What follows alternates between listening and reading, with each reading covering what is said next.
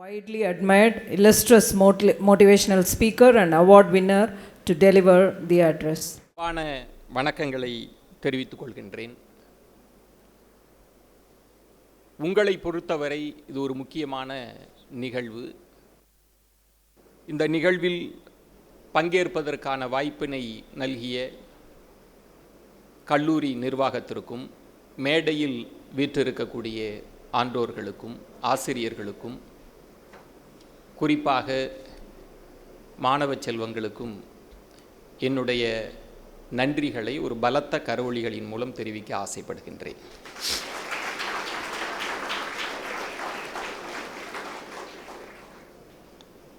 கிட்டத்தட்ட ஒரு 10 ஆண்டுகளுக்கு மேலான பயணம் மேடையில். எத்தனையோ மேடைகளை பார்த்திருக்கிறேன். ஆனால் இந்த மேடை கொஞ்சம் எனக்கு அச்சமாக இருக்கிறது, சவாலாகவும் இருப்பதாக நினைக்கிறேன். காரணம் வேறு யாருமல்ல, நீங்கள் தான். வந்ததிலிருந்து நான் ஒரு மீடியாக்காரன் அப்படின்றதுனால உங்களை எல்லாம் அப்படியே ரீட் பண்ணிகிட்டே இருந்தேன். ஒவ்வொருத்தரோட முகத்தையும் பார்த்துட்டே இருந்தேன். கிட்டத்தட்ட 99 விழுக்காடு என்னமோ ஒன்றுங்க நடந்துக்கிட்டு இருக்கு அப்படின்ற மனநிலையில் உட்காந்துருக்கிறீங்க. அப்புறம் நான் 3 நாளாக இங்கே நடக்கிற நிகழ்வுகளையும் பார்ப்பேன் யூடியூப்பில். ஏதோ இந்த அரங்கத்திற்கு வருகிற போது யாரும் சத்தியம் வாங்கிட்டு உள்ளுக்கு அனுப்புவாங்க போல இருக்கு. எவனும் கைத்தட்டிட மட்டும் கூடாது, ஒரு பயலும் கைத்தட்டக்கூடாது அப்படின்னு சொல்லி உங்களெல்லாம் கூப்பிட்டு வந்திருப்பாங்க போல இருக்கு. அது தெரியாமல் ஒரு பொண்ணு கைத்தட்டிருச்சு. உடனே எல்லார் பொண்ணு திரும்பி பார்க்குதுங்க. அது சாரி அப்படின்ட்டு மொபைல் எடுத்த பொண்ணு தான் ஒரு அரை மணி நேரத்துக்கு முன்னாடி. அப்புறம் கடைசி ரோல்லாம் இங்கேயே இல்லை, இந்த உலகத்திலே இல்லை. நம்ம தம்பிகளா சூப்பர். இப்படி ஒரு சவாலான மேடையில் தான் எனக்கு வாய்ப்பு வழங்கப்பட்டிருக்கிறது. இந்த தலைமுறையின் மிக முக்கியமான சிக்கல் என்ன அப்படின்னா, மீடியாவிலிருந்து எல்லாருக்கும் நாங்கள் சந்திக்கிற பெரிய சிக்கல்,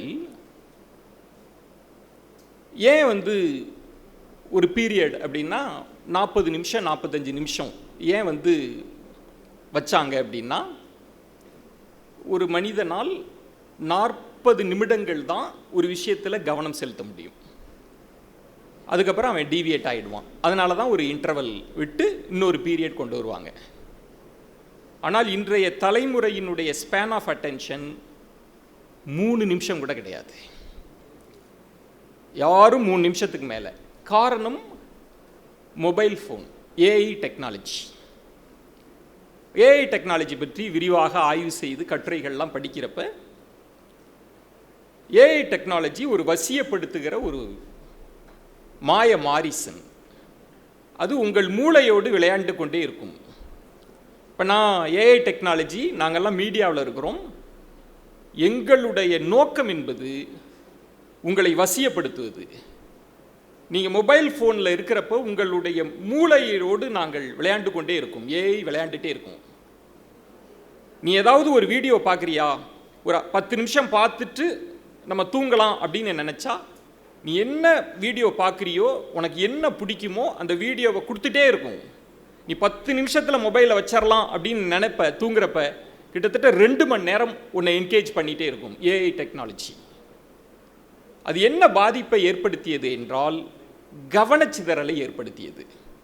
உங்கள் கவனம் ஒரு இதில் குவியவே குவியாது. அப்படி ஒரு சவாலான ஒரு தலைமுறையோடு மேடையில் நான் உரையாட வேண்டும். அதனால் முதல்ல ஒரு விஷயத்தை சொல்கிறேன், எல்லாரும் கொஞ்சம் நிமிர்ந்து உட்காருங்களேன் ப்ளீஸ்.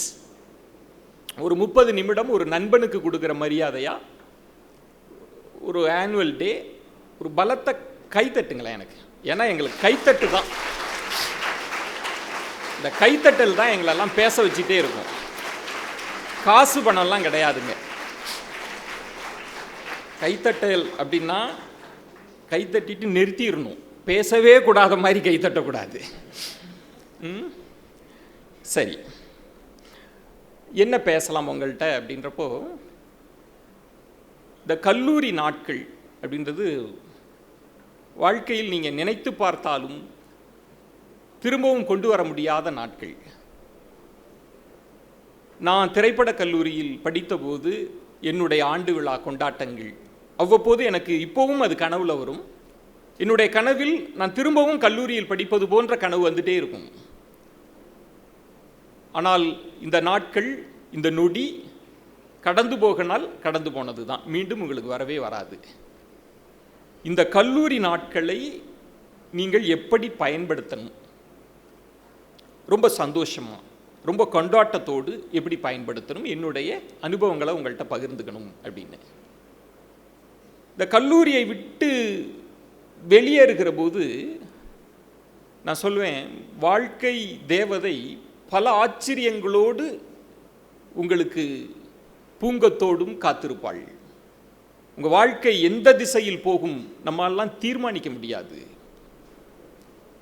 நான் படித்தபோது திரைப்படக் கல்லூரியில் பரத்வாஜ் அப்படின்னு ஒரு பையன், ஒரு கிராமத்தில் இருந்து வந்தவன், சரியாக பேச தெரியாது, ரொம்ப ரம்பம், பிளேடு அப்படின்னு சொல்லி அவனெல்லாம் ஒதுக்கி வச்சுருப்போம்.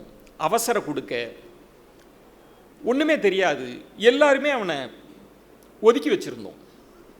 யாருமே அவன்கிட்டலாம் பேச மாட்டாங்க. இன்னும் சொல்லணுன்னா ப்ராஜெக்டில் கூட கேமராமேனாக அவனை சேர்த்துக்க மாட்டோம். நான் படித்த காலகட்டம் அப்படின்றது 96 படம் எடுத்த பிரேம், நடுவில் பக்கத்தை காணாம், பாலாஜி, அசுரவதம் எடுத்த மருது, எல்லாம் நாங்கள்லாம் ஒரே பெஞ்ச்மேட். அப்போ பரத்வாஜ் அப்படின்றவன எல்லாருமே அப்படி தான். வாத்தியார் கூட அவசரம் கொடுக்க, நீ பேசாமல் இருறா அப்படிலாம் சொல்லிகிட்டே இருப்பார்.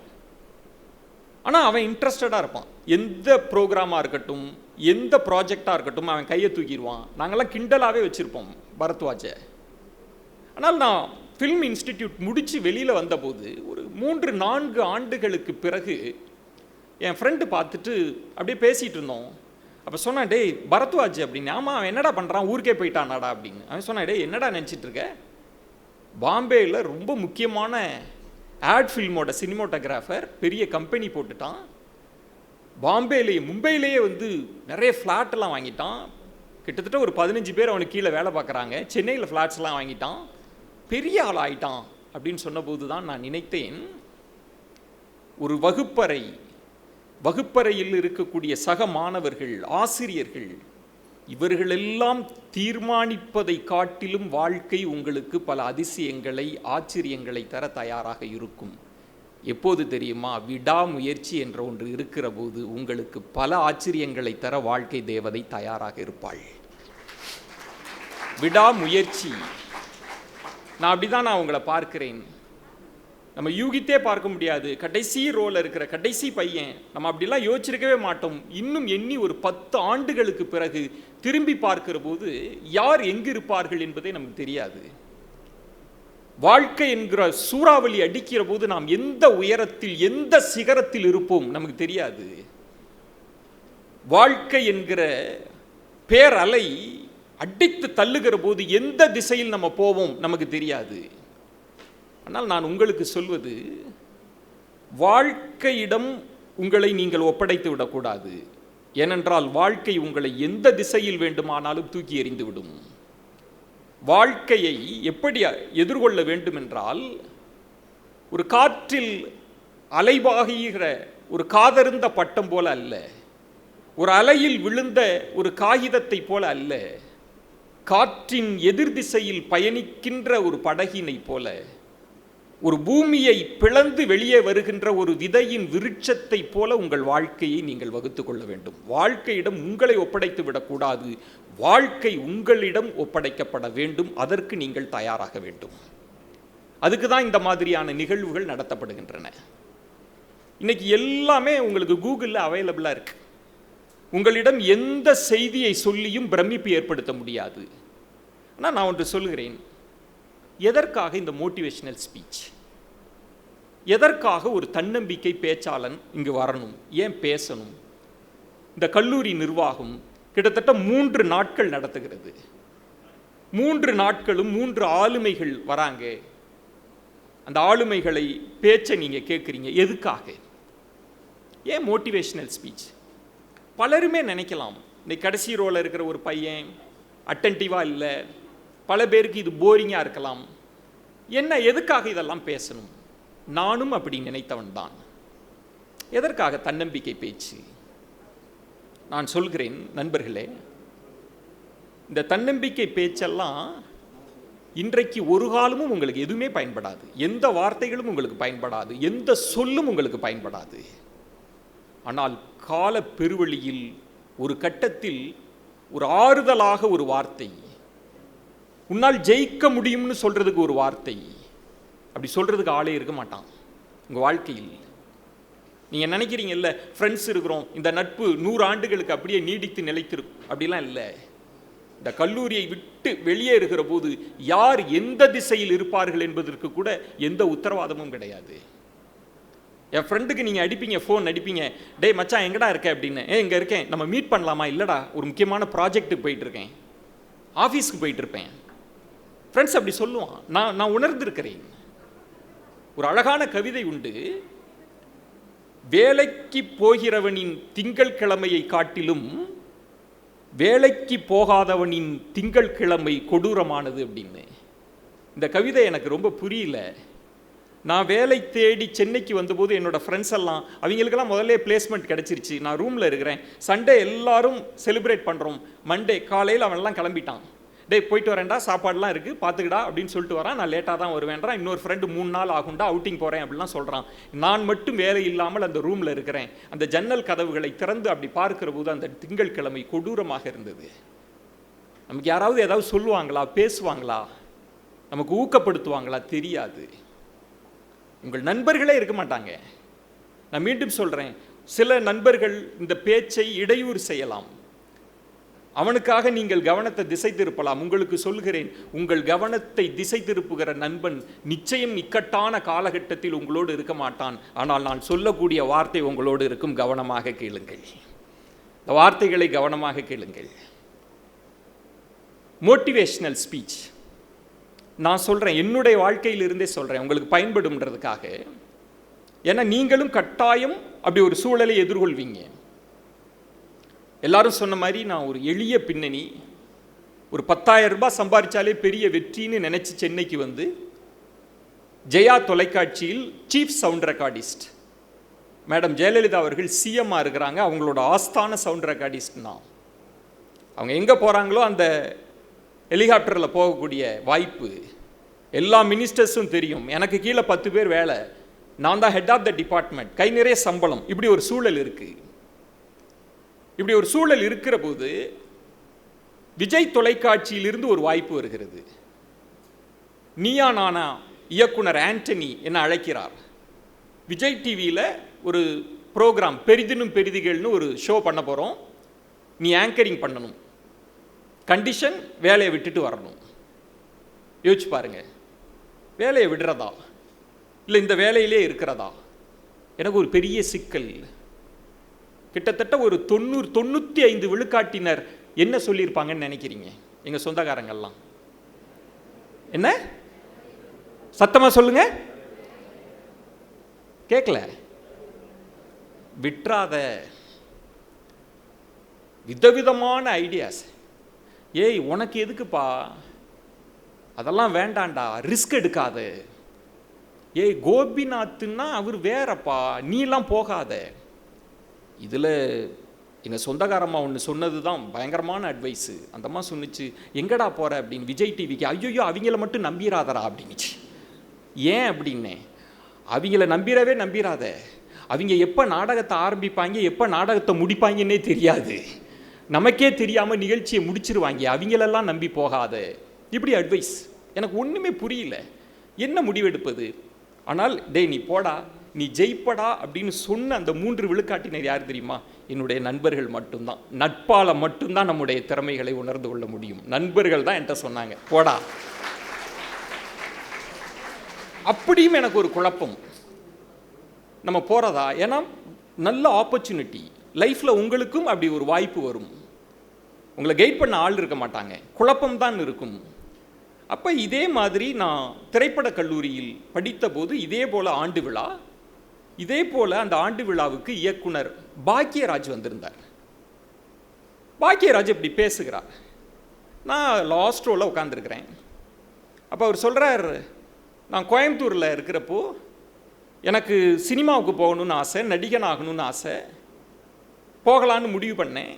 எல்லாரும் சொன்னாங்க, இந்த முகரக்கட்டைக்கு எப்படா வாய்ப்பு தரும், அதெல்லாம் கிடைக்காது அப்படின்லாம் சொன்னாங்க.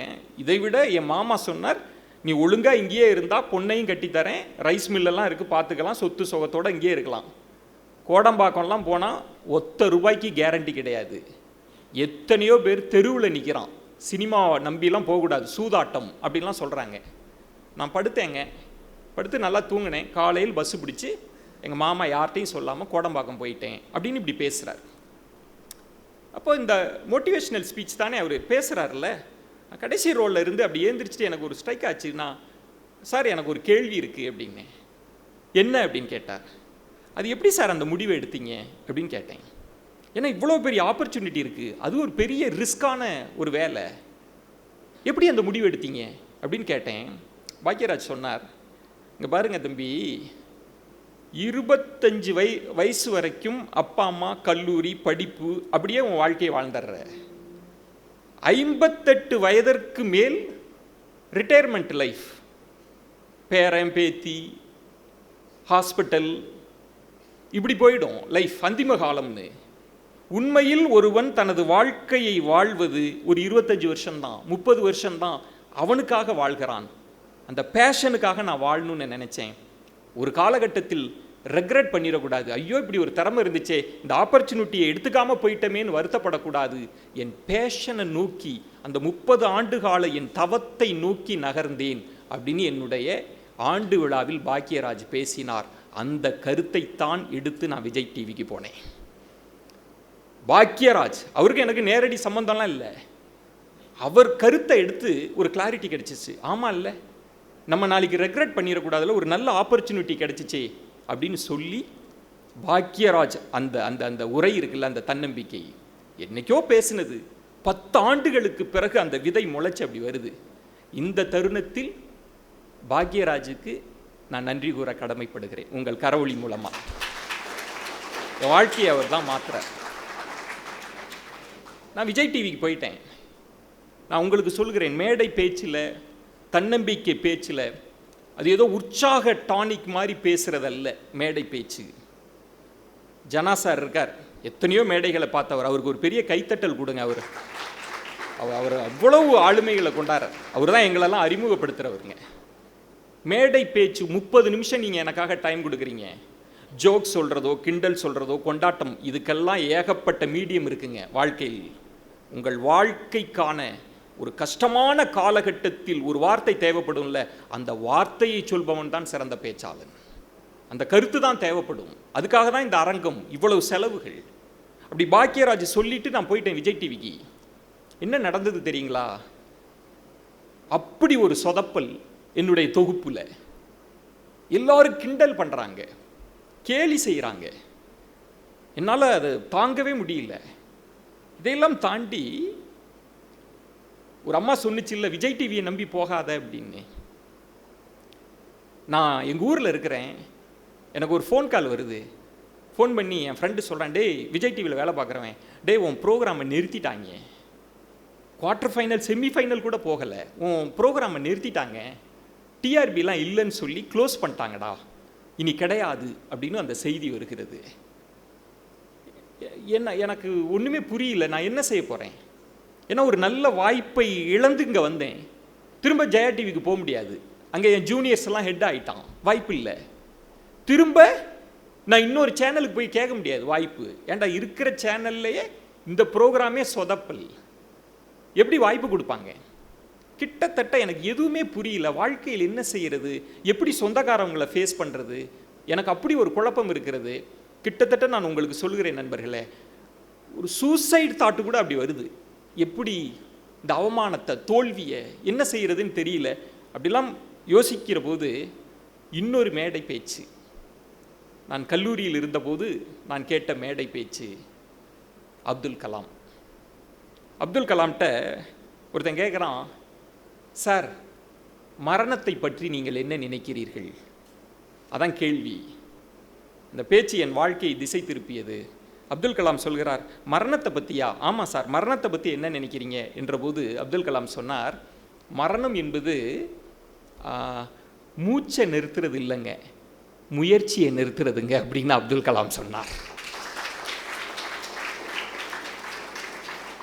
எனக்கு அப்போது அந்த டைமில் ஏதோ ஒரு இனம் புரியாத ஒரு உத்வேகம், சாதாரண வார்த்தை தான், முயற்சிக்கணும்ல, நம்ம முயற்சிக்கவே இல்லை அப்படி என்று நினைத்து நம்ம முயற்சிக்கணும். அவமானங்கள், தோல்விகள், புறக்கணிப்புகள், துரோகங்கள், இது அல்லாத வெற்றியே கிடையாது.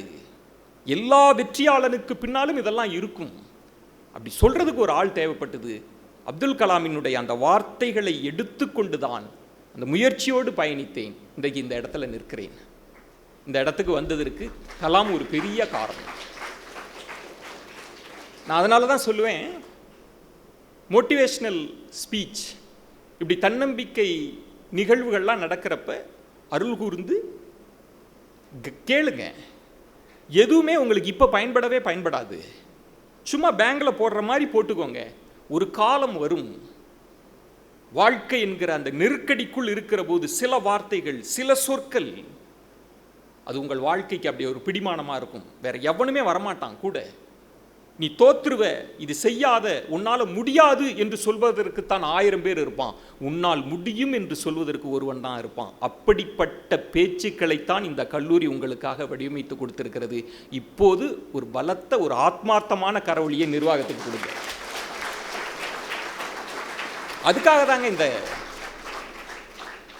விழா. நான் இன்னொன்று சொல்றேன், நண்பர்களுக்கு சொல்வேன். நல்ல நண்பன் என்பவன் யான்னு தெரியுமா? நீ கவனிக்காம கூட இருந்துடலாம், பிரச்சனை கிடையாது. கவனிப்பவனுக்கு எடுத்துடக்கூடாது. கவனிப்பவன்கிட்ட சில சொற்கள் உன் வாழ்க்கையை மாற்றுகிற மந்திர சொல் அப்படி காற்றில் உலா வரும். அந்த நேரத்தில் உன் நண்பன் அப்படி மெல்ல தட்டி, டே ரம்யா டெக்ஸ்ட் பண்ணியிருக்காடா அப்படின்னு சொல்லி அப்படி திரும்பினீங்கன்னா முடிஞ்சு போச்சு. அந்த வார்த்தை போயிட்டு திரும்ப ஒன்ட்ட வர்றதுக்கு 30 வருஷம் ஆகிடும். கவனமாக இருங்கள். கவனம், எல்லாவற்றிலும் கவனம் தேவைப்படுகிறது. நான் உங்களுக்கு சொல்வது, அதுவும் கல்லூரி காலம் என்பது கவனத்திற்கான காலம். டைரக்டர் சார் என்கிட்ட பேசுகிறப்ப சொன்னாங்க, நம்ம கல்வி முறையில் பெரிய மாற்றம் வந்துருச்சுங்க. நம்ம கல்வி முறையில் இருக்கிற சிக்கல்னு சொன்னார். உண்மைதான். உங்களுக்கு சொல்கிறேன், பிரம்மச்சரியம், நம்ம கல்வி பற்றி பேசுகிறப்ப சொல்கிறேன், பிரம்மச்சரியம் அதுதான் கல்வி கற்பதற்கான பருவம். பிரம்மச்சரி அது இருக்கிற வரைக்கும் கல்வி கற்பான். ஒரு கதையே உண்டு. ஒரு குருகுலத்தில் சீடர்கள்லாம் போய் படிக்க போகிறாங்க. குருவோட இருந்தே படிக்கணும். குருவோட மனைவி இருப்பாங்க, அங்கேயே தங்கி தான் நீங்கள் படிக்கணும். அப்படி படிச்சுக்கிட்டே இருக்கிறப்ப சாப்பிடுகிற போது குருவினுடைய மனைவி தான் சாப்பாடெல்லாம் போட்டு நெய் ஊற்றுவாங்க. சாப்பிட்றப்ப அந்த ஒரு சீடன் என்ன பண்ணுறான், வாயில் சாப்பாடை வச்சுட்டு, குருவே வேண்டாம் குருவே அப்படின்னு. ஏன் அப்படின்னு, மாமி தப்பா நெய்யின்னு நினச்சி ஆமணக்கு எண்ணெயை ஊற்றிட்டாங்க, கசக்குது, நீங்கள்லாம் சாப்பிட்றாதீங்க அப்படின்னு. அவனுக்கு ரொம்ப பெருமை, நம்ம கண்டுபிடிச்சி சொல்லிட்டோமே அப்படின்னு. குரு அவனை பார்க்குறார். அப்படியா? ஆமாம் அப்படின்னு. சரி, நீ கை கழுவியாச்சு, நீ இனிமேல் கிளம்பலாம், உன்னுடைய கல்வி கற்கும் காலம் முடிந்து விட்டது அப்படின்றார். அவனுக்கு அதிர்ச்சி. என்ன குருவே, நான் ஒரு தப்பும் பண்ணலையே. இல்லை முடிஞ்சிருச்சுப்பா அப்படின்னு. இல்லை குருவே அப்படின்னு அவன் சொல்கிறான், நான் ஏதாவது தப்பு பண்ணியிருந்தா மன்னிப்பு கேட்டுருங்க, நான் அம்மாட்ட கூட நான் மன்னிப்பு கேட்குறேன், உண்மையில் கசக்குதுங்க, உண்மையில் ஆமனுக்கு என்ன, நான் அதைத்தானே சொன்னேன் அப்படின்ற போது குரு சொன்னாராம், அதுக்காக இல்லைப்பா, நீ குருகுலத்துக்கு வந்து இல்லை படிக்க, அப்பையிலிருந்தே உனக்கு ஆமனுக்கு எண்ணெயை தான் ஊற்றிக்கிட்டு இருக்காங்க. கல்வி கற்கும் ஆர்வம் இருக்குல்ல, புலனடக்கம் இருந்ததில்ல, பிரம்மச்சரியத்தின் மிக முக்கியமான புலனடக்க கோட்பாடு இருந்ததில்ல, கல்வி கற்கும் ஆர்வத்தினால் மற்ற சுவைகள், மற்ற எதிலையுமே உனக்கு ஆர்வம் இல்லை. இப்போது உன்னுடைய புலன்கள் பசியை தேட தொடங்கி இருக்கு, உனக்கு ருசி தெரிஞ்சிருச்சு, இனிமே படிப்பில் கவனம் வராது, நீ போகலாம் என்று அனுப்பிய வரலாறு இந்த பூமிக்கு உண்டு, இந்த மண்ணுக்கு உண்டு. அப்படி ஒரு காலம். ஆனால் இன்றைக்கு யோசித்து பாருங்கள், நம்ம கல்வி முறையில் அவ்வளவு பெரிய மாற்றம். மொபைல் ஃபோனை எதிர்கொள்வதை காட்டிலும் முன்பெல்லாம் புலனடக்கம், ஐம்புலன்களை அடக்கியவன் தான் வெற்றியாளன். ஆனால் இன்றைக்கு ஒரு மொபைல் ஃபோனை, செல்பேசியை எவன் அடக்கி ஆளுகிறானோ அவன் தான் வெற்றியாளன். அவனால் தான் ஜெயிக்க முடியும். கவனச்சிதறல் அப்படி இருக்கும். இன்னொன்றும் சொல்கிறேன், சில வெற்றியாளர்கள்லாம் சொன்னாங்க, நான் சாருக்கெல்லாம் சொல்வேன், கடந்த தலைமுறை வெற்றி பெற்றது பெரிய வெற்றியே அல்ல. ஏன்னா கடந்த தலைமுறையில் ஒரு பொண்ணை பார்க்குறதே பெரிய விஷயம், ஒரு பொண்ணோட பேசுகிறதே பெரிய விஷயம். அப்போல்லாம் லவ் லெட்டருன்ற கான்செப்டெல்லாம் உண்டு. அதை எழுதி ஒருத்தன்ட்ட கொடுத்து அவன் தப்பான பொண்ணுக்கு கொடுத்து இவ்வளோ சிக்கல்லாம் இருக்குது. இன்றைக்கி நீங்கள்லாம் அப்படி சாட் என்னென்னமோ இருக்குது. ஆனால் இவ்வளவு கவனச்சிதறல் இருக்கக்கூடிய காலகட்டத்தில் நீங்கள் ஜெயிக்கிறீங்க பாருங்க, அதுதான் 100 மடங்கு பெரிய வெற்றின்னு நான் சொல்வேன். இந்த தலைமுறையின் வெற்றி தான் பெரிய வெற்றி. அதில் நீங்கள் கவனமாக இருக்கணும், ரொம்ப கவனமாக இருக்கணும், கவனச்சிதறல் இல்லாமல் இருங்க. மொபைல் ஃபோனை கையாள தெரிஞ்சுக்கணும். நீங்கள், நான் திரும்பவும் சொல்கிறேன், இந்த கல்லூரியை விட்டு நீங்கள் வெளியே வருகிற போது இருக்கக்கூடிய போட்டி இருக்குல்ல, நீங்கள் நினைத்து பார்க்க முடியாத போட்டி இருக்கும். ஒப்பீட்டளவில் உங்களை அடித்து தூக்கி அடிக்கிறதுக்கு பல தலைமுறையாக படித்த பிள்ளைகள் வருவாங்க. சார் சொன்ன மாதிரி பல நுட்பங்களை கற்ற பிள்ளைகள் வருவாங்க. ஒவ்வொன்றா ஒவ்வொன்றா ஒவ்வொன்றா உங்களை அடித்து கீழே தள்ளிட்டே இருப்பாங்க. இதிலிருந்து நீங்கள் வெற்றி பெறுவதற்கான சூத்திரத்தை நீங்கள் கற்றுக்கொள்ள வேண்டும். அதை தான் நான் உங்கள்கிட்ட சொல்லணும்னு நினைக்கிறேன். நான் வாழ்க்கைக்கான வெற்றின்னு நினைக்கிறதுங்க, நான் பிள்ளைகளுக்கெல்லாம் சொல்வேன். சார் ரொம்ப அழகாக சொன்னாங்க டைரக்டர் சார், சுருக்கிக்காதீங்க.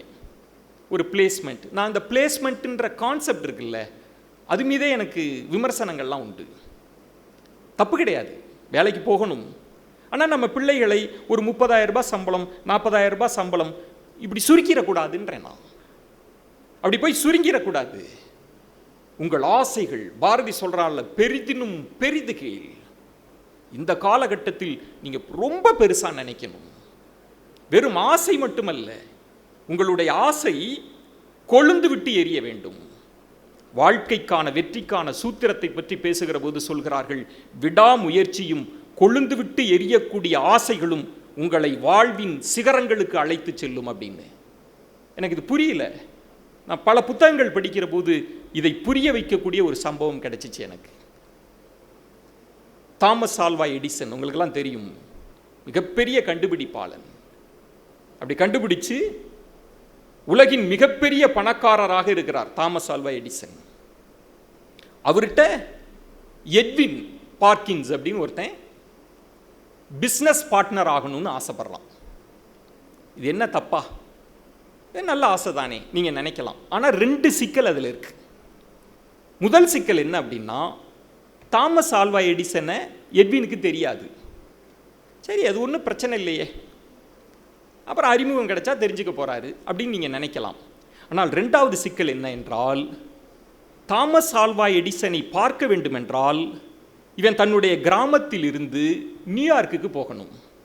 நியூயார்க்குக்கு போக அவன்கிட்ட காசு கிடையாது, பஸ்ஸுக்கு டிக்கெட் கிடையாது, டிக்கெட் எடுக்க காசு கிடையாது. இப்படிப்பட்ட ஒருவன், அவனுடைய ஆசை, கொழுந்து விட்டு எரியக்கூடிய ஆசை என்னவென்றால், எடிசன்ட்ட நான் பிஸ்னஸ் பார்ட்னர் ஆகணும்னு ஆசைப்படுறான். இப்படி ஒருத்தன் இருந்தான்னா நம்ம ஊர்லலாம் என்ன சொல்லுவாங்க? லூஸு அப்படின்னு சொல்லுவாங்க. லூஸு அப்படின்னு. இன்னும் நம்ம ஆளாக இருந்தால் கூப்பிட்டு வச்சு, தம்பி எட்வின்னு, உயர உயர பறந்தாலும் ஊர்க்குருவி வச்சிருக்கமே நம்ம தான் பழமொழி, பேசாமல் கடை. இன்னும் சிலதெல்லாம் உண்டு, அரசனை நம்பி புருஷனை கைவிட்றாதரா, நம்ம ஆளுங்கள்லாம் வச்சுருக்கிறாங்க. ஆனால் எட்வின் அப்படி நினைக்கல. நான் எடிசன்ட்ட பிஸ்னஸ் பார்ட்னர் ஆகணும் அப்படின்னு நினைக்கிறான். கால்நடைகளை ஏற்றிக்கொள்ளக்கூடிய வாகனத்தில் ஏறி நேராக எடிசனை பார்க்க போயிட்டான் நியூயார்க். எடிசன் உலகின் மிகப்பெரிய பணக்காரர். இவன்கிட்ட காசு கிடையாது, சாப்பாட்டுக்கு வழி இல்லை, ட்ரெஸ்ஸு கிடையாது, செருப்பு கிடையாது. ஒரு பரதேசியை போல எடிசனினுடைய அலுவலகத்துக்கு போகிறான் எட்வின். அவன் சொல்கிறான், எடிசனை பார்க்கணும் அப்படி இப்படின்னு சொல்லி பார்த்துட்றாங்க. எடிசன் கேட்குறாரு, என்ன வேணும் உனக்கு? அவன் சொல்கிறான், உங்கள்கிட்ட பிஸ்னஸ் பார்ட்னராக வரணும். எடிசன் அப்படி ஏறி இறங்க பார்க்குறாரு. அப்படியா அப்படின்னு எல்லாரும் அப்படியே திகச்சு போய் பார்க்குறாங்க. எடிசன் சொல்கிறார், அதெல்லாம் அப்புறம் பார்க்கலாம்ப்பா, என் ஆஃபீஸில் ஒரு ஆஃபீஸ் பாய் வேலை இருக்குது, வேணா அது வாங்கிக்கிறியா, அதுக்கு வரியா அப்படி. ஓகே அப்படின்ட்டான். மற்றவங்களுக்கெல்லாம் புரியலை, என்ன பிஸ்னஸ் பார்ட்னர்னு வந்தான், ஆஃபீஸ் பாய் வேலையை வாங்கிட்டானே. நான் ஆஃபீஸ் பாய் வேலை பார்க்குறான். ஆனால் அவன் மனதிற்குள் மட்டும் என்ன ஓடிட்டு இருக்குன்னா, நான் பிஸ்னஸ் பார்ட்னராக ஆவேன், ஒரு நாள் நான் பெரிய பணக்காரனாக வருவேன். அவனுக்குள் மட்டும் அந்த ஆசை கொழுந்து விட்டு எரிந்து கொண்டே இருக்கிறது. வேலை செஞ்சுட்டே இருக்கிறான். அப்பப்போ எடிசனை பார்க்குறப்ப குட் மார்னிங் சொல்லுவான், பிஸ்னஸ் பார்ட்னர் ஒரு நாள் அப்படிம்பான். எடிசன் சிரிச்சுட்டே போயிடுவார். எடிசன் ஒரு முறை வாய்ஸ் டிடெக்டிங் மெஷினை கண்டுபிடிக்கிறார். ரொம்ப பேஷனேட்டாக கண்டுபிடிக்கிறார். அதை வந்து டீலர்ஸ்டெல்லாம் கொடுத்து விட்டுட்டு வாங்க அப்படின்றார். டீலர்ஸ்லாம் போயிட்டு வந்து சொல்கிறாங்க, இது தப்புங்க, இது மார்க்கெட்டில் போகாது, மூவ் ஆகாது, நீங்கள் வைக்கிற ப்ரைஸுக்கெல்லாம் விற்க முடியாது அப்படின்னு எல்லாத்தையும் திருப்பி கொடுத்துட்றாங்க. எடிசனுக்கு பயங்கர சோகமாயிடுச்சு, சோர்வாயிடுச்சு. அப்படியே சோகமாக இருக்கிறப்ப இவன் எட்வின் வரான். நான் வேணா ஒரு மிஷினை விற்கட்டுமா? உன்னாலாம் முடியாது. இல்லை நான் வேணா விற்கட்டுமா, எனக்கு தெரியும். சரின்னு ஒரு மிஷினை கொடுக்குறார். போய் விற்றுட்டு வந்துடுறான். திரும்ப 2 மிஷின் ஓகே அப்படின்னு. அவருக்கு ஆச்சரியமாக இருந்தது. சரி நீ இத்தனை மிஷின் விற்றுருக்கியே, இந்த கமிஷன் வச்சுக்கோ அப்படின்னு கொடுக்குறப்ப சொல்கிற எட்வின் சொல்கிறான் எடிசன் கையை பிடிச்சி, நோ நோ நோ, எனக்கு கமிஷன்லாம் வேண்டாம், வேறு என்ன வேணும், உன்னோட பார்ட்னராக வரணும், அக்ரிமெண்ட்டில் சைன் பண்ணு. எடிசன் சைன் பண்ணுறார். எட்வினை வந்து தன்னுடைய பிஸ்னஸ் பார்ட்னராக அந்த வாய்ஸ் டிடெக்டிங் மிஷினுக்காக சைன் பண்ண வைக்கிறார். சைன் பண்ணுறான். மிகப்பெரிய பணக்காரனாக மாறுறான் எட்வின். இதெல்லாங்க செய்தி. எடிசன் ஒரு காலத்தில் எட்வினை பற்றி சொல்லுகிற போது சொன்னார், அவனை நான் பார்த்தேன்ல, பரதேசியாக பார்த்தேன், செருப்பு கிடையாது, அப்படி ஒட்டி போன வயிறு, சட்டை கிடையாது, சரியாக கிடையாது, ஒரு பரதேசி மாதிரி இருந்தான். ஆனாலும் எனக்கு தெரியும், அவன் கண்களில் தெரிந்த அந்த கான்ஃபிடென்ஸ், அவன் வார்த்தையில் இருந்த கான்ஃபிடென்ஸ், ஒரு நாள் என் பிஸ்னஸ் பார்ட்னராக வருவான் என்பது எனக்கு தெரியும் என்று எடிசன் பதிவு செய்தார். அப்பதான் நான் யோசிக்கிறேன், கொழுந்து விட்டு எரியக்கூடிய ஆசை, உங்களுடைய விடாமுயற்சி. அதனால் பெருசாக ஆசைப்படுங்க தயவுசெய்து. இப்போ MBA ஸ்டூடெண்ட்லாம் இருக்கிறீங்க, நீங்கள் வெளியே இருக்கிற போதே ஒரு 30,000 40,000 அப்படி சுருக்கிக்காதீங்க. நான் 4000 பேருக்கு வேலை கொடுப்பேன், உலகின் மிகப்பெரிய பணக்காரராக வருவேன். கனவு காணுங்கள், கனவு நிச்சயம் கைகூடும். நான் எத்தனையோ தன்னம்பிக்கை புத்தகங்கள் படிச்சிருக்கிறேன், நான் எத்தனையோ வெற்றி பெற்ற மனிதர்களை பேட்டி எடுத்திருக்கிறேன். அவர்கள்ட்டெல்லாம் நான் கேட்பேன், இந்த வெற்றியை நீ அடைவாய் என்று நீ சாப்பாட்டுக்கு கஷ்டப்பட்டு இல்லை, அப்போ நீ யோசிச்சியா அப்படின்னு கேட்டேன். 99 விழுக்காட்டினர் என்ன தெரியுமா சொன்னாங்க? ஆமாம், நான் அப்போதே கனவு கண்டேன், இந்த இடத்தை அடைவேன் என்று தான் சொன்னாங்க. அதைத்தான் அப்துல் கலாம் கனவு காணுங்கள்னு சொன்னார்ல, அதுதான் அது. நீ யோசித்தது. நான் இன்னொன்று சொல்கிறேங்க, எண்ணியாங்கு எய்துவர் எண்ணிய திண்ணியராக பெறின். நம்ம திருக்குறள் தமிழ் அப்படின்லாம் சொல்லி புறக்கணிச்சுட்டு போயிடுறோம். என்னப்பா தமிழ், சாய்ஸில் விட்டு போயிட்டே இருக்க வேண்டியதானே. நம்ம பிள்ளைங்கள்லாம் ஓல்டு மேன் வள்ளுவர் அப்படிலாம் போடுறோம்ல. இந்த குறளை அடிப்படையாக வைத்து த சீக்ரெட் அப்படின்னு ஒரு புத்தகம் வந்திருக்கிறது. MBA ஸ்டூடெண்ட் அவசியம் படிக்கணும். லா ஆஃப் அட்ராக்ஷன், உலகத்தில் பலரால் வாங்கி படிக்கப்பட்ட புத்தகம், கொண்டாடப்பட்ட புத்தகம். த பெஸ்ட் 10 புக்ஸ் அப்படின்றதுல த சீக்ரெட் இருக்கு. அந்த புத்தகம் என்ன தெரியுமா சொல்லுது? நீ என்ன நினைக்கிறாயோ, என்ன கனவு காண்கிறாயோ, எந்த கனவை உன் ஆழ் மனம் பற்றி கொண்டிருக்கிறதோ அந்த கனவுகளுக்காக பிரபஞ்சமே உனக்கு உதவும் என்பதுதான் தியரி. அப்படி வந்து சேரும். பலரால் அப்படி உங்கள் கனவுகளுக்காக பலர் வந்து கை கொடுப்பாங்கள். ஆனால் நீங்கள் உங்கள் கனவில் திண்மையாக இருக்கணும். நான் ஜெயிப்பேண்டா அப்படின்னு நினச்சின்னா ஜெயிக்கலாம். அவங்களுக்கு திரும்பவும் சொல்கிறேன், இன்ஃபீரியாரிட்டி காம்ப்ளெக்ஸ், நம்மளால் முடியாது, தோற்றுருவோம் அப்படிலாம் நினச்சிடாதீங்க. பெருசாக ஒரு ஆம்பிஷன், ஒரு இலக்குகளோடு வெளியே வாருங்கள். அதை தாண்டி இன்னொன்றும் உங்களுக்கு சொல்வது, நீங்கள் வெளியே இருக்கிற போது வெற்றி உடனடியாக உங்கள் கைக்கு கிடைக்காது. தயவுசெய்து புரிந்து கொள்ளுங்கள். இன்னைக்கு UPSC தேர்வு, இன்ஜினியரிங் ஸ்டூடெண்ட்ஸ் இருக்கலாம். நீங்கள் மேபி டைரக்டர் சார் சொன்ன மாதிரி UPSC இன்னைக்கு செய்திகளில் பார்த்துருக்கலாம். அப்படிலாம் நான்லாம் தவற விட்டவன். நான் உண்மையில் சொல்கிறேன், எனக்கு யாராவது ஒருத்தர் அப்படி கைட் பண்ணி இப்படி ஒரு தன்னம்பிக்கை பேச்சாளன் என் வாழ்க்கையில் அப்படி கடந்து போயிருந்தால், நான் 10வது 12வது படித்தப்ப நான் UPSC போயிருப்பேன், நான் ஒரு கலெக்டர் ஆகியிருக்க முடியும். இன்னைக்கு பார்க்குறேன், ஒரு அதிகாரம், நம்ம ஹெல்த் செக்ரட்டரியோட பையன் டாக்டர் படித்த பையன் UPSC கிளியர் பண்ணி IAS ஆஃபீஸர் ஆயிட்டார். IAS அவர் சொல்கிறார், நான் மருத்துவத்துறையில் தான் இருக்கிறேன், மருத்துவராக இருக்கிறேன், ஆனாலும் 1000 கஷ்டங்கள் இருக்குது, இதெல்லாம் சரி பண்ணணும்னா என்னன்னு யோசித்தேன். யூபிஎஸ்சி எக்ஸாம் போனோம்னா அப்படி கையெழுத்து போட்டால் அந்த இடத்தை அடைய முடியும் அப்படின்னு சொல்லி யூபிஎஸ்சி எக்ஸாம் எழுதி பாஸ் பண்ணேன் அப்படின்றாங்க. நீங்கள் போகலாம், காம்படிட்டிவ் எக்ஸாம் எழுதக்கூடிய வாய்ப்பு உங்களுக்கு கிடைக்கும். உங்களுக்கு சொல்கிறேன், பல தோல்விகள் உங்களுக்கு கிடைக்கும். யூபிஎஸ்சி எக்ஸாமினுடைய மிகப்பெரிய சூட்சமம் என்ன தெரியுமா? தோல்விகளை நீங்கள் எப்படி கடந்து வருகிறீர்கள் என்பதுதான். அந்த ப்ரெஷரை நீங்கள் எப்படி எதிர்கொள்கிறீர்கள் என்பதுதான். யூபிஎஸ்சி பலரும் எழுதுவாங்க, ஆனால் ஒரு தோல்வி 2 தோல்விக்கு பிறகு விலகி ஓடி விடுவார்கள். தோல்வியை எப்படி எதிர்கொள்வது, தோல்வியை எப்படி பார்ப்பது? நான் உங்களுக்கு சொல்கிறேன், நாளைக்கு ஏதேனும் நீங்கள் ஒரு அட்டம் பண்ணலாம், ஒரு எம்பிஏல ஒரு பிஸ்னஸ் பண்ணலாம், ஒரு ஸ்டார்ட் அப் பண்ணலாம், நீங்கள் நினச்ச மாதிரி பண்ணலாம், பெரிய தோல்வி வந்து விடலாம். அதை எப்படி எதிர்கொள்வது? ஒரு தன்னம்பிக்கை பேச்சாளராக ஒரு விஷயம் சொல்கிறேன் உங்களுக்கு, மனதில் ஏற்றிக்கொள்ளுங்கள். முகவரி படத்தில் கூட ரகுவரன் சொன்ன அந்த ஒரு வசனம் இருக்கும், தங்கம் தோன்ற கதை கேட்டிருப்பீங்க. முகவரி படத்தில் அது உண்மையில் நடந்த கதைங்க. அமெரிக்காவில் ஒருத்தன் என்ன பண்ணுறான், தங்கத்தை தேடி, தங்க வேட்டை, அவனுடைய கனவு தங்க சுரங்கத்தை கண்டுபிடிக்கணும், பெரிய பிஸ்னஸ்மேனாக மாறணும், அதுதான் அவன் ஆசை. அவன் கண்டுபிடிக்கிறான் தங்க சுரங்கம். அப்படி தோன்ற போது சில அடிகளில் தங்க தாதுக்கள் கிடைக்குது. கண்டுபிடிச்சிட்டான், இங்கே தான் சுரங்கம் இருக்குது. திரும்ப கொஞ்சம் தோன்றான், இருக்குது. உடனடியாக இங்கே தோண்டினால் பாலம் பாலமாக தங்கம் கிடைக்க போகுது, வைரம் கிடைக்க போகுது, தங்கம் கிடைக்க போகுது. நம்ம ஸ்டார்ட் பண்ணிட வேண்டியதுதான். போய் இருக்கிற சொத்தை விற்கிறான், சொந்தக்காரங்கள்ட்ட கடன் வாங்குறான், பேங்கில் லோன் வாங்குறான், எங்கெங்கெல்லாம் பணத்தை வாங்கி மிகப்பெரிய இயந்திரங்கள் அதெல்லாம் வாங்கி தோண்ட ஆரம்பிக்கிறான். தோண்டி அப்படி ஒரு 3வது அடியிலே கொஞ்சம் தங்கம் கிடைக்குது. சந்தோஷப்பட்டான், நான் வெற்றி பெற்று விட்டேன் அப்படின்னு நினச்சிட்டு இன்னும் அடுத்து தோண்ட தோண்ட பாலம் பாலமாக எனக்கு தங்கம் கிடைக்கும் அப்படின்னு நம்பி தோண்ட ஆரம்பிக்கிறான். அதன் பிறகு ஒரு துகள் தாது கூட கிடைக்கல. தோண்டுகிறான் தோண்டுகிறான் தோண்டுகிறான். ஒரு கட்டத்தில் கூட இருக்கிறவெல்லாம் பேச ஆரம்பிச்சிட்டான், தப்பு பண்ணிட்டோம், மிகப்பெரிய தப்பு பண்ணிட்டோம் அப்படின்னு. கொஞ்சம் ஒவ்வொரு நாளும் தன்னம்பிக்கை உடைந்து உடைந்து உடைந்து உடைந்து சிதிலமாகி கொண்டிருக்கிறது.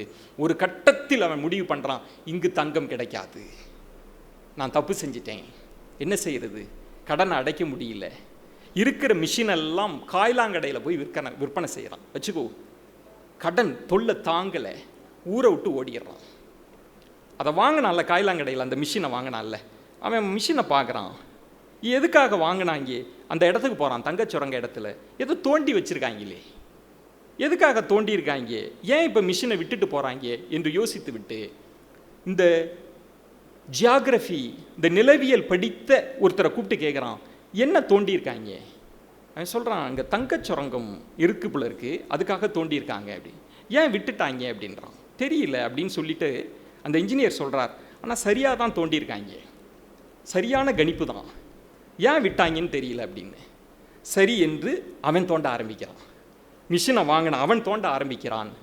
எண்ணி 3வது அடியிலேயே தங்கம் பாலம் பாலமாக அவனுக்கு கிடைக்கிறது. பாலம் பாலமாக. அதை பற்றி எழுதுகிற ஒரு புத்தகத்தில் சொல்கிறார்கள், நமக்கான செய்தி என்ன தெரியுமா? நீ எந்த இடத்தில் தோற்கிறாயோ அந்த இடத்தில் இருந்து 3 அடி தொலைவில் தான் உனக்கான வெற்றி சுரங்கம் காத்திருக்கு என்பதுதான் அந்த சூத்திர செய்தி. எந்த இடத்தில் நாம் தோற்கிறோமோ, நீ தோக்குற அப்படின்னு நினைக்கிற எக்ஸாமில் தோத்துட்ட, காம்படிட்டிவ் எக்ஸாமில் தோத்துட்டையா, நீ ஒன்று மட்டும் நினைத்துக்கொள், இந்த அனுபவங்கள் இருக்கிறது, இன்னும் 3 அடிக்குள் தான் எனக்கான வெற்றி இருக்கிறது என்று நினைத்தால் நீ ஜெயிச்சிருவ. அதை நோக்கி நீங்கள் நகரணும். அந்த விடாமுயற்சி, தன்னம்பிக்கை, இதையெல்லாம் தாண்டி நான் திரும்பவும் ஒரு இடம் தான் சொல்வேன் உங்களுக்கு நண்பர்களே.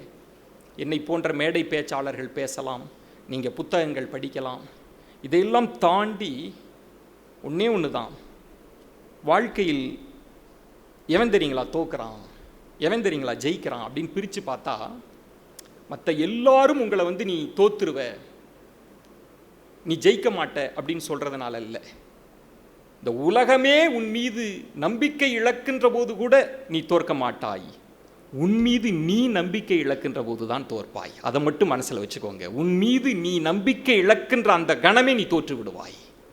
அதனால் எவன் சொன்னாலும் நீங்கள் கேட்க தேவையில்லை.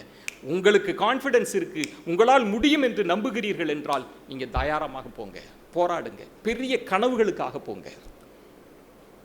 இந்த கல்லூரியில் படித்தீர்கள் என்பது உங்களது அடையாளம் அல்ல. திரும்பவும் சொல்றேன், ஒரு கட்டம் வரைக்கும் தான் இந்த கல்லூரி உங்களுக்கு அடையாளம்.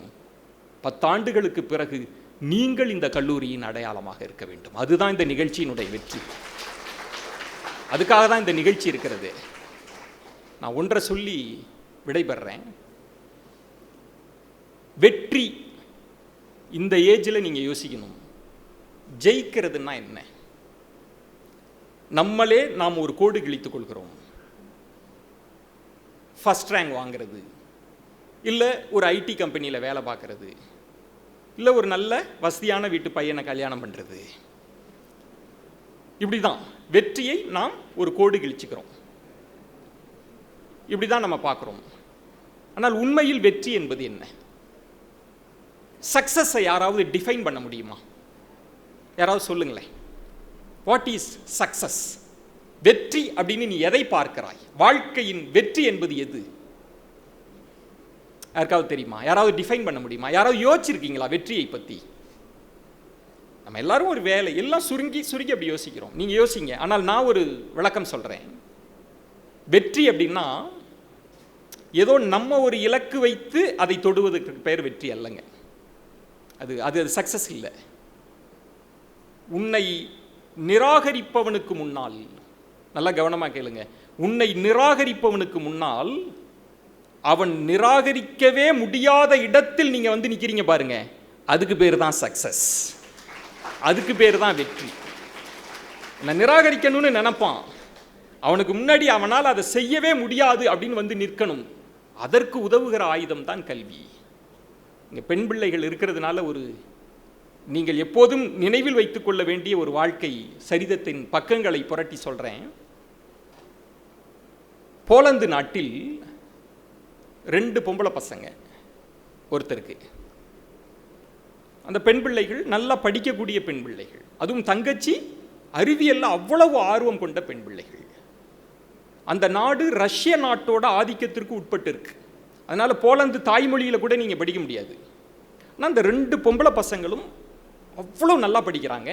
அதுவும் 2வது பொண்ணு அவ்வளவு ஆர்வமா படிக்கிறா. சயின்ஸ்னா அவ அப்படி ஒரு ஆர்வமா படிக்கிறா. நல்ல மதிப்பெண்லாம் வாங்குறா. மதிப்பெண் வாங்கிய பிறகு உயர்கல்வி போகணும். அவளுக்கு பெரிய ஆசை, உயர்கல்வி, PhD, ஆய்வு, இப்படி ஆசைப்படுறா. போலந்து நாட்டில் போய் ஒவ்வொரு பல்கலைக்கழகமாக போறா. எந்த பல்கலைக்கழகத்திலும் இடமே இல்லை. என்ன காரணம் என்றால், போலந்தில் உயர்கல்வி படிப்பதற்கு பெண்களுக்கு வாய்ப்புன்ற ஒன்றை யோசிக்கவே இல்லை அந்த நாடு. இங்க கிடையவே கிடையாது, அப்படி ஒரு வாய்ப்பே இல்லை. அவளுக்கு ரொம்ப வருத்தமாகி விடுகிறது. தான் படித்த அந்த பள்ளியினுடைய நீட்சியாக இருக்கிற கல்லூரிக்கு போயிட்டு கேட்குறா, நான் இவ்வளோ மார்க் வாங்கியிருக்கேன், எனக்கு நீங்கள் இடம் கொடுக்கலாமே, நான் படிப்பேன்ல, ஒரு சீட்டு கொடுக்குறதுல என்ன பிரச்சனை அப்படின்றப்ப அந்த பிரின்ஸ்பால் பார்த்துட்டு அப்படி கேட்குறாரு, நீ என்ன மேற்படிப்பு படிக்கணும்னு ஆசைப்பட்ற அப்படின்னு. இந்த மாதிரி சயின்ஸில் நான் படிக்கணும்னு ஆசைப்பட்றேன், ஆய்வு செய்யணும்னு ஆசைப்பட்றேன் அப்படின்னு சொன்னப்போ அந்த பிரின்ஸ்பால் சொன்னார், நீ எல்லாம் சயின்ஸா? பொம்பளை பிள்ளைங்களுக்கெல்லாம் எதுக்கு சயின்ஸ்? வேணா ஏதாவது சமையல் படிப்பு இருந்தால் போய் படிக்கலாமே அப்படின்னு எள்ளி நகையாடுகிறார். அப்படி அவமானத்தோடு அந்த பிள்ளை அப்படி வெளில வரா. போலந்தில் இனிமேல் படிக்க முடியாது, படிக்க பாரிஸ் தான் போகணும். அப்பாட்ட காசு கிடையாது. அப்போ அக்காட்ட சொல்கிறா, நான் வேணா வேலைக்கு போகிறேன், நீ பாரிஸ்க்கு போய் படி, நீ படித்து வேலைக்கு போன பிறகு என்னை கூப்பிடு, என்ன நீ படிக்க வை, இப்படி ஒரு அக்ரிமெண்ட். அக்கா போயிடுறா பாரிஸ்க்கு. இவன் வேலையெல்லாம் செய்கிறா, அவ்வளோ ஆர்வம், ஆனால் படிச்சுக்கிட்டே இருக்கிறா, சின்ன சின்ன வேலைகள்லாம் செய்கிறா. அப்படி வீட்டு வேலை செய்கிற இடத்தில் சின்ன பொண்ணு தானே, ஒரு சின்ன காதல், அந்த வீட்டு ஓனர் பையன் மீது ஒரு காதல், அது அவங்க பெற்றோருக்கு தெரிந்து விடுகிறது. காதலை எதிர்த்தா கூட பரவாயில்ல, அவள்கிட்ட சொல்கிறாங்க, உன் தகுதி என்ன, எங்கள் தகுதி என்ன, உனக்கு ஓனர் வீட்டு பையனே வேணுமா, உன் தகுதி என்ன, வெளியேறு என்று அசிங்கப்படுத்தி அவளை வெளியேற்றுகிறார்கள். கண்ணீரோடு அவள் நடந்து வரா, படிக்க வாய்ப்பில்லை, காதல் முறிந்து போகிறது, தகுதியை சொல்லி அசிங்கப்படுத்தி அனுப்புகிறார்கள். அப்படி வெளில வரா. அக்கா படித்து முடிக்கிறா. அக்கா அழைக்கிறாள், சொன்னது மாதிரியே பாரிஸுக்கு போகிறா. ஆய்வு உலகத்திலேயே இருக்கிறா. அவ்வளவு தோல்விகள், அவ்வளவு அவமானங்களை எல்லாம் அது அப்படியே வெறியாக, ஆசையாக, விடாமுயற்சியாக மாற்றிக்கிறா, கன்வெர்ட் பண்ணிக்கிறா. அப்படி ஆய்வு பண்ணி கதிரியக்கத்தை கண்டுபிடிச்சவ, அறிவியல்லையே முதன்முறையாக 2 நோபல் பரிசு பெற்ற தங்க மங்கை மேரி கியூரி. 2 வாங்குறா. அவள் லைஃப் ஜேர்னியை பாருங்களேன். ஆனால் அவளுடைய லைஃப்பில் இருந்து நான் என்ன தெரியுங்களா தெரிஞ்சுக்கிட்டேன்? சக்ஸஸ் அப்படின்னு சொன்னேன்ல, உன்னை நிராகரிப்பவனுக்கு முன்னால் நிராகரிக்கவே முடியாத இடத்தில் வந்து நிற்பதற்கு பெயர் தான் வெற்றின்னு சொன்னேன்ல. என்ன தெரியுங்களா நடந்தது? எந்த மேரி கியூரிக்கு இங்கே படிக்க வாய்ப்பில்லை என்று சொன்னதோ அந்த பல்கலைக்கழகம் இன்றைக்கும் மேரி கியூரியினுடைய சிலையை வைத்திருக்கிறது.